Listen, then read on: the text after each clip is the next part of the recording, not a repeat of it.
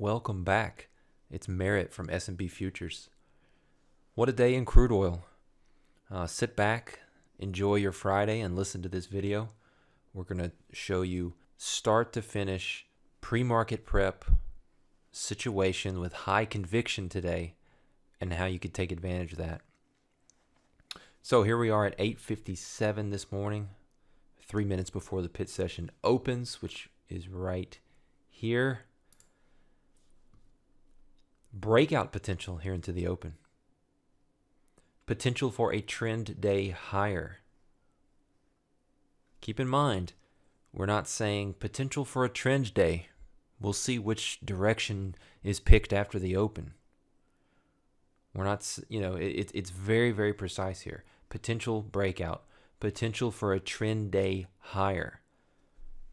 Why do we feel that way? Well, our overnight session broke higher and retested our key line in the sand of 5250s. We're bullish against there. So if we actually scroll back, I still have all my little markings on the chart from yesterday in that video. If you haven't watched that video, go back and take a look at it. We had a level in which we were trying to get to once we held above the green zone, if you recall. And we took it out, and that was that right into the right after the close. So what happens from that point forward? What's the key rejection overnight? Well, to me, it's this right here. We get through it. We're able to hold. Essentially did it right here as well. But right here during that kind of European session open, boom, you get the hold. And so from there, it's sideways, but we are holding above a key reference. So that's very bullish, and we're very interested, especially given the context of what this market has been doing, which the market profile does a great job of simplifying that information and showing us. What has this market done, ladies and gentlemen? What has it done? Well, it's done a whole bunch of nothing. And today is a real potential for something different, and that's why we were all over it before the market even opened. Last week's high, up at 53.61, is an easy first target, but stay with the trend if it develops. So that line I've already drawn is right here, actually, 53.61. So we were looking at a risk reference of being wrong below this area, 5250s.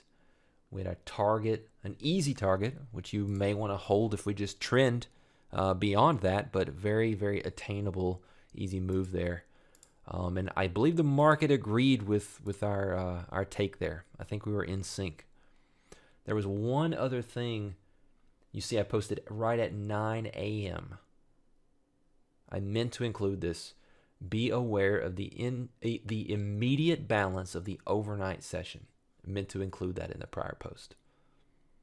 Be aware of the immediate balance. So when we look at, here's the volume distribution, all these little squiggles, for the overnight session, what do we see? Well, we see a nice fat balance area in this zone. So you want to be aware of that little balance area zone as we come into the session.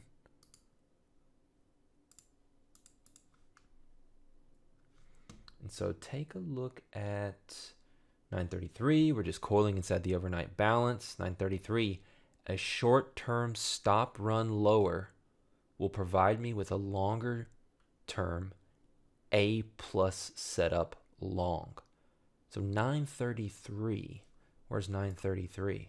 Right here. Right at this point in time, we're saying, if they can run stops lower through this red zone, this overnight balance, shake out the weak hands, have people shorting, initiating positions into new low of day, breaking down, so to speak, the overnight balance. But the problem with that is that those traders are clueless as to the bigger picture context and the better trade opportunities. And so actually stalking the failure before a failure even shows up. We did a good video a couple days ago on how much we love failure patterns. So not only can we take a look at the most likely scenario for the day and what's going on, but we can also, once things start to evolve, see opportunities for shakeouts, for stop runs, which we can use to our advantage to get into that beautiful, beautiful position. You got your targets here. Obviously, you want take some profits into a new high of day. Heck, take some profits into VWAP if you got in from down here. That's not really the purpose of this video. Context is king. If you need help with order flow and timing rotations and all that kind of stuff, you need a lot more work than perhaps just watching these recap videos. We can't possibly teach that. We've got to spend some time in a mentoring session, developed precision type content to get you to a higher level when it comes to that stuff. But these videos, the purpose is to really show what I saw as the best opportunities on the day and whatnot. So, we zipped right through the target like it wasn't even there, but we did come back and start to retest that for that next leg, which almost runs into our next target area. I was kind of late on calling out that level. I apologize. Oh, where is it? Here we are. So it wasn't until 11 a.m. which I began to talk about next major area and potential destination for this trade is 54.30 on my charts. So I apologize, a bit late on that. Right around in here, 11 a.m. But there was one other thing that we'll cover, which was something that I recognized on the tape. Right here. First sign of a struggle at 10:58 a.m. That's crude oil on the tape, that is. Just clarifying exactly what that meant.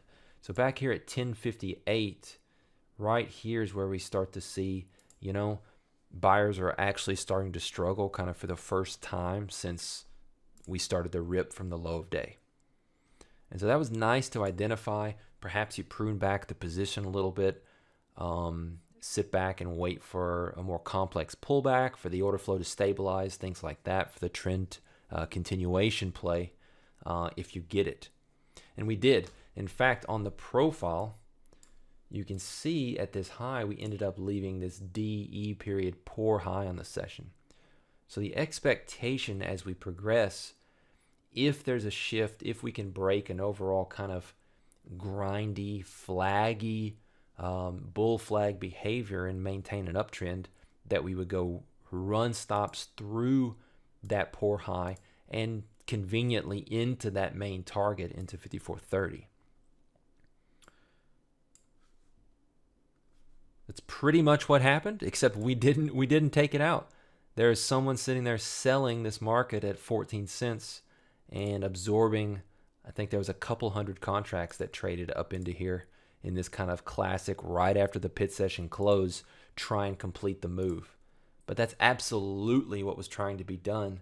And in fact, there was a real passive seller involved in this market. Once we started to turn and get involved, there was some real absorption on the tape. So that was what kind of kept this. If that passive seller would not have been there absorbing that really strong buying into the close, it absolutely would have zipped to 54.30, no problem. But we had that dynamic unfolding. So such a beautiful day here. We can see it before the open. Really a change in my tone and way of talking about things for talking about the pre-market and the hypos and the plan for that day compared to other days. If you've kept up with us, if you're in our community, you know that some days I'll say, really not much to do here, not very interested, yada, yada, yada. But on some days we come in and we've got it lined up. We can really see it. And we've got more conviction about that. And we can press a little more and squeeze some more profits out. So hope you enjoyed this. Have a great weekend. And we'll see y'all next week.